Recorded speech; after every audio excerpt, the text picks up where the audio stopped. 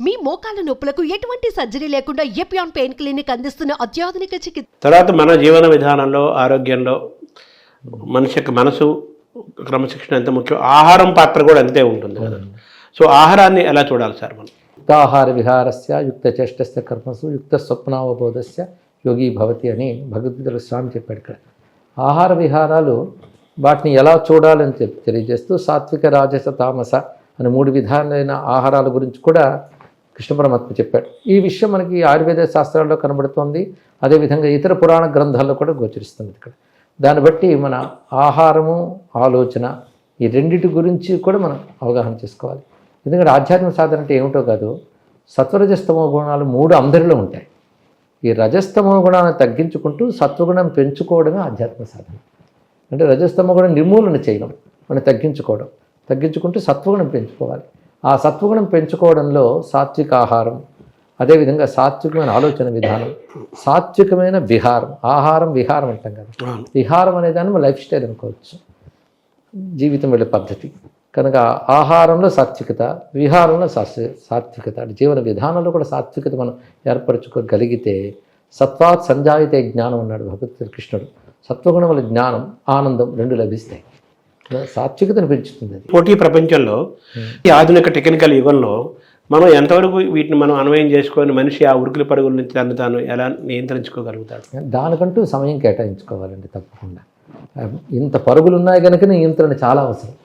ఈ పరుగులు లేనప్పుడు ఏముంది, ఇంత పరుగులు ఉన్నాయి కనుక ఆ నియంత్రణకి ఆధ్యాత్మిక చింతన అనేది చాలా అవసరం. ఆ సాత్వికత పెంచుకుంటూ పెడుతూ పైగా ప్రయారిటీస్ అన్నప్పుడు తెలియాలండి. జీవితంలో దేనికి ఎంత ప్రాధాన్యం ఇవ్వాలి అనేది బాగా తెలుసుకునే ప్రయత్నం చేయాలి. అది లేకపోవడం వల్ల ఒకదానికే ఎక్కువ ప్రాధాన్యం ఇస్తూ తనలో ఉన్నటువంటి అనేక శక్తుల్ని దాని మీదే పెట్టేయడం వల్ల మిగిలిన శక్తులను తెలుసుకోలేకపోతున్నాడు. ఉదాహరణకి ఆర్థికంగా డబ్బు కావాలి నిజమే, కానీ దానికోసమే పరుగెడుతూ ఎన్ని కోల్పోతున్నాం. కనుక జీవితం అంటే అవగాహన ఏర్పరచుకొని ప్రతిదీ అవసరమే, కానీ ప్రధాన పరిమితులు ఉంటాయి.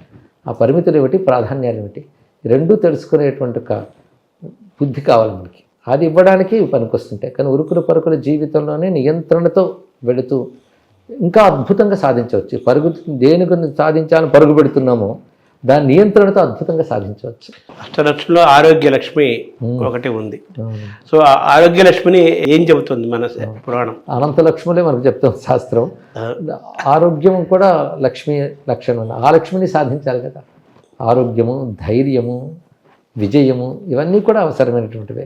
ధనలక్ష్మి, ధాన్యలక్ష్మి అనేవి బాహ్యంగా కనబడుతున్న లక్ష్ములు. అవును, మనలో కల్టివేట్ చేసుకోవాలని లక్ష్ములు సంతోషం అంటే సంతృప్తి ఏదో వస్తువు వస్తే రాదు. సంతృప్తి మన మనోలక్షణంగా ఉండాలి ఇక్కడ.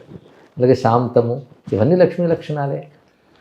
వాటిని సాధించగలగాలి. అంటే భౌతికమైన ఆరోగ్యము తద్వారా మానసిక ఆరోగ్యం, లేదా మానసిక ఆరోగ్యం తద్వారా భౌతిక ఆరోగ్యం, ఈ రెండిటికి సూర్యుడిని కనెక్ట్ చేశారు కదా. ఆదిత్య ఉదయం చదువుకోమంటారు. చదువుకోవటం అనేది అవిశ్వసించిన వాళ్ళు ఆ మార్గంలో వెళ్తారు. సూర్యుడికి మన ఆరోగ్యానికి దీన్ని మనం సైంటిఫిక్గా చెప్పాలంటే ఎలా చెప్పాలి? మన భారతీయమైన ఆర్ష ధర్మ వాతావరణం చెప్పాలంటే ఎలా చెప్తారు? 2 రకాలు నేను పరిశీలించినటువంటి వేదవాంగ్మయం కానీ ఆశ్రమంగా బాగా కనబడుతుంది. సూర్యుడిని ఆధారం చేసుకుని మొత్తం చెప్పారండి. సూర్యుడిని భారతీయ ఋషి అర్థం చేసుకున్నట్టు ఇంకే ఒక్కరూ అర్థం చేసుకోవాలి. ఉదాహరణకి సూర్యుడికి ఎన్ని రకాల పేర్లు ఉన్నాయి మన సంస్కృతిలో? మనం ఏమీ తెలియని ఉన్నాడు కానీ 10 పేర్లు చెప్పగలడు కనీసం. అంటే ఈ 10 పేర్లు సూర్యుడికి పేర్లు అని కాకుండా సూర్యుడిలో ఉన్న రకరకాల శక్తులకు పేర్లు, ఆ నామాల ద్వారా రకరకాల శక్తులు చెప్పారు. సూర్యుడి గురించి ఆశ్చర్యకరమైన జ్ఞానం ఉంది. నేను దాని గురించి ప్రవచనం చెప్తే నాకు 15 రోజులు పట్టింది ఆదిత్యోదయం బేస్ చేసుకుంటే. అయితే ఆశ్చర్యం కలిగిన విషయాలు ఎన్నో బయటకు వచ్చాయి. సూర్యుడి గురించి భూమి మీద మొదట ఆలోచించిన వాడు భారతీయ మహర్షి అని నేను తెలుసుకున్న విషయం. ఇక్కడ తపస్సు ద్వారా సూర్యుడు ఎన్ని రకాల శక్తులు ఉన్నాయో దర్శించాడు. కనుక పరమాత్మ అనేవాడు ఎవడైతే ఉన్నాడో వాడు సూర్యుడి ద్వారానే మనకు తెలుస్తుంది. కానీ సూర్యుడే పరమాత్మ అని భావన చేశారు. ఇది ప్రకృతిని భగవంతుడిగా భావించే ఆటవిక భావన కాదు. భగవత్ శక్తిని ప్రకృతి ద్వారా గ్రహించి సృష్టికి అతీతమైన భగవంతుడే సృష్టి యందు ప్రకృతి ద్వారా వ్యక్తమవుతున్నాడు. ఆ ప్రకృతికి మూలం సూర్య భగవానుడు. అందుకే ఆ సూర్యుడిలో ఉన్న శక్తిని గ్రహించడానికి మన వాళ్ళు యోగ విధానం, మంత్ర విధానం ఇత్యాదులు ఏర్పాటు చేశారు. ఇవి సూక్ష్మమైన సాధనలు. ఇవి సూర్యాంతర్గతమైన దివ్యశక్తులు మనకి ఇస్తాయి. దాన్ని మన గాయత్రి ఆది రూపాల్లో చెప్తూ ఉన్నాం. వైష్ణవులైనా శైవులైనా వాళ్ళ అభిప్రాయాలు వారుకున్నా శివుణ్ణి విష్ణువుని సూర్యుడిగా చూస్తారు వాళ్ళు. అది ఆ సూర్యుడితో అనుబంధం. అందుకే సూర్యుడికి ఉదయించే ముందు నిద్ర లేవడం, అని ఉదయించేటప్పటికి మన స్వాగతం పలుకునంత శుచిగా ఉండడం, ఆ గృహాలు శరీరాలు కూడా సూర్యోదయానికి సంసిద్ధంగా ఉంటాయి. అదేవిధంగా సూర్యుడి గమనాన్ని అనుసరిస్తూనే మన జీవన విధానం ఏర్పరిచారు. సూర్యాస్తమయం తర్వాత మనిషి విశ్రాంతికి, అప్పుడు పనికి కాదు. ఇలా ఒక్కొక్క విధానాలు ఏర్పరిచారు. సంధ్యోపాసన ఇత్యాదులన్నీ ఏర్పడ్డాయంటే సూర్యుడిని ఆధారం చేసుకునే భారతీయ జీవన విధానం అంతా ఏర్పడింది అనేది వాంగ్మయ పరిశీలన తర్వాత నాకు ఏర్పడిన అభిప్రాయం. అది ఇందులోనే సైన్స్. సూర్యుల్లో ఉన్న అనేక రకాల శక్తులు ఉన్నాయి. ఒక్కొక్కరు పొందగలుగుతున్నారు దాన్ని.